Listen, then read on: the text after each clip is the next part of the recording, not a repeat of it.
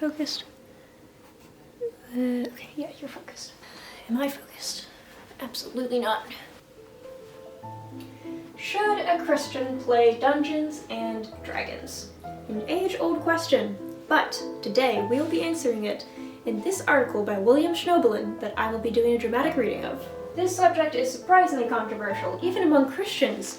This astonishes me. Today, shelves in major bookstores literally groan under the weight of books on Wicca, for example. Some of these books, like Teen Witch, are written for young readers. There is even a dummy's guide to Wicca and witchcraft. When D&D started, you could perhaps find 4 or 5 books on Wicca in print. Now, obviously, not all of this can be laid at the door of D&D, but in the 1970s, it was one of the cultural phenomena that planted the seeds to Harry Potter and all other occult books and movies. As in any role-playing game, the players take on characters, or roles. The broad categories of these would include warrior or fighter, wizard or mage, priest or cleric or druid, rogue or thief or bard. The astute reader will have noted that already some genuine magical terms from real-life witchcraft and occultism have already been introduced. Druids and bards are both part of the priesthood of pre-Christian Britain. Wizards are, of course, the classic practitioners of magic, both in reality and in fantasy. Once the player has chosen their character, warrior, rogue, etc., they need to choose their alignment. In D&D, this is a technical term, meaning the crossing of 2 scales. The first is the character's position on the continuum between good and evil, the choices being available anywhere between perfectly good and appalling evil.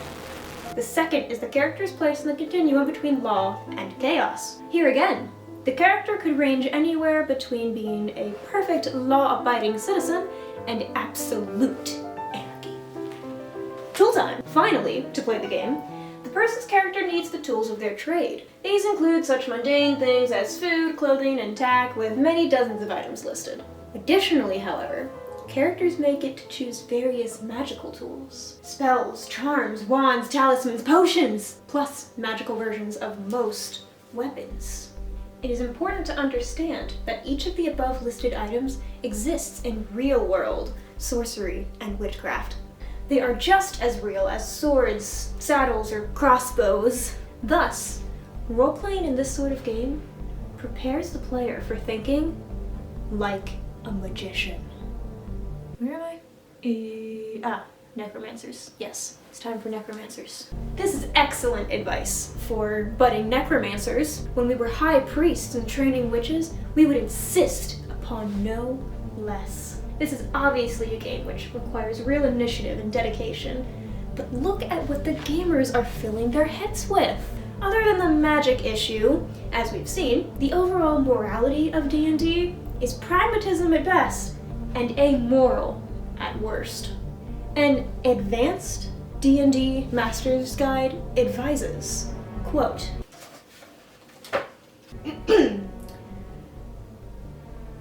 "The best way to avoid taking damage is to beat the foe so badly he wants to crawl under a rock, or, better yet, run away."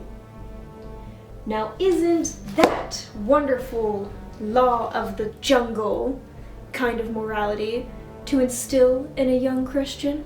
Whatever happened to the Beatitudes, or gentleness, or forgiveness, or turning the other cheek? These things seem entirely absent from D&D. Of course they are. They're not very worldly or exciting. The arguments I get from those defending D&D are similar to those from people defending their favorite cult. That in itself is interesting. These would include 1. The author, me, is an idiot who knows nothing of D&D or the occult. This is the most common defense and by far the laziest. The old ad hominem argument. 2. It is only a game, it isn't real. 3. There is no danger in playing D&D because its rituals are not based on real magic. 4. The suicide, homicide, mental illness issues are grossly overplayed and part of a hysteria. 5.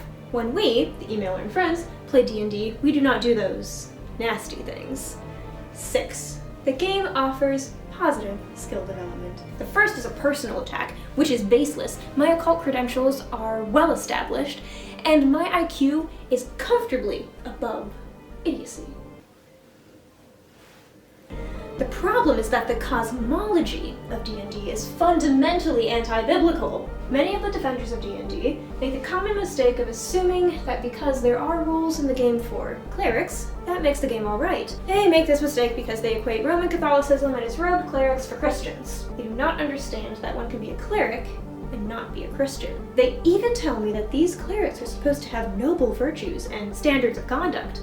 I am also informed by irate DMs that in their games, virtues such as self-sacrifice, heroism, and persistence are rewarded and extolled. That is all well and good, but that will still take you to hell faster than a grease demon on roller skates. Also, a thorough reading of the entire section on classes of characters revealed that none of them are monotheistic in the biblical sense of the word.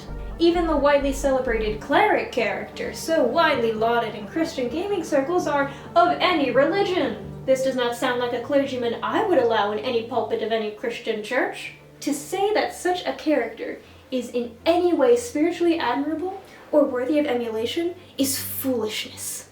The total absence of Jesus Christ as Lord and Sovereign from D&D and almost all FRPGs is what makes them so spiritually dangerous. Not having girl characters dress provocatively, cleaning up that part of the game, and leaving Jesus, the true God, out of what is essentially a spiritual quest is like rearranging lawn chairs in hell, especially when you consider there isn't very much grass in the inferno. Defenders of D&D often complain that it is only a game. Playing chicken with cars is only a game until someone gets killed, as is Russian roulette. I am frequently told to get a life, or write about something more important than D&D. The devil sure would like that, wouldn't he? Another thing which defenders of D&D claim is that the game has definite positive benefits. Some things which have been suggested to me are that the game builds teamwork and listening skills. It certainly gets people reading. We've heard that little chestnut about the Harry Potter books as well. Finally, it helps young people develop good memories. However, we really need to look at the content of what is being read, memorized, etc. Teamwork. The gamers are working together to kill, destroy, steal, or take whatever they want. Reading. They're reading about immensely complicated worlds of spells, magic, and violence. Listening. Listening to magic and violence being repeatedly acted out in the game. Memory. What on earth are they putting into their minds? Here's the point. For a Christian youth to fill their minds with all that occult gibberish is an insult to the God who made that mind. Sooner or later, all of this complicated eldritch verbiage is bound to crowd out the Sunday school lessons and scripture verses these young people may have absorbed. And it's at this point I would like to tell you my true motives for making this video. You see, I, myself, am a dungeon master. That's right, I've dabbled far into the dark arts of druidcraft. My power is greater than the number of unused ball bearings in a rogue's inventory. More overwhelming than the sound of each and every player reminding their DM they have dark vision when entering a cave. My transformation of every gentle soul into an instrument of chaos and evil will be greater than the truest of polymorphs. Now roll for initiative.